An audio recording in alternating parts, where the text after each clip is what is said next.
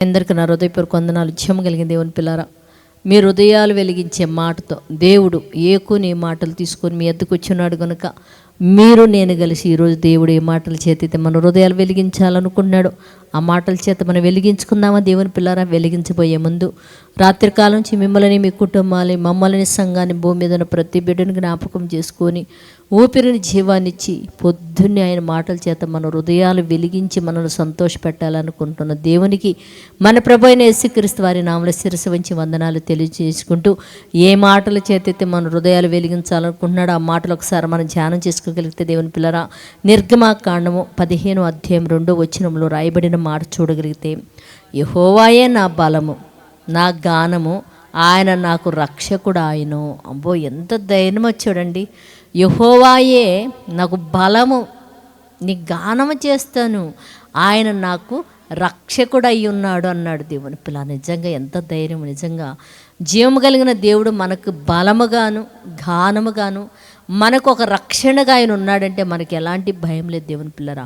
యెహోవా భూమి మీద ఉన్న ప్రజలకి ఎంతమందికి ఒక బలముగాను, ఏమండి, ఒక గానముగాను, ఒక రక్షకుడుగా ఉండకుండా ఆ భాగ్యాన్ని పోగొట్టుకొని చీకటిలో ఎంతమంది అవుతున్నారో వాళ్ళందరూ కూడా జీవము కలిగిన యెహోవాని ఒక బలముగా మార్చుకొని, గానముగా మార్చుకొని, ఆయన్ని ఒక రక్షణ శృంగముగా మార్చుకునే విధంగా మారునట్లు మనం ప్రార్థించిద్దాం.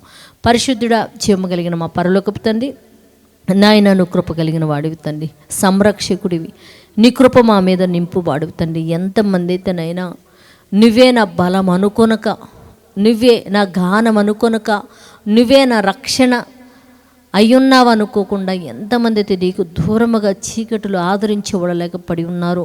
అట్టి బిడ్డలకు మీరు బలంగా మారండి, గానముగా మారండి. మీ రక్షకుడని నేనే నా తండ్రి వారికి నమ్మిక పుట్టించి నీ పాదాల దగ్గరికి బిడ్డలు చేర్చమని అడుగుతూ తండ్రి నైనా, ఎంతమంది అయితే నేను తాగుడికి అలవాటు అయ్యున్నారో వారిని, వారి కుటుంబాన్ని మీరు కృపతో జ్ఞాపకం చేసుకొని తండ్రి, తాగుబోతులు దరిద్రులు అవుతారంటున్నావు తండ్రి.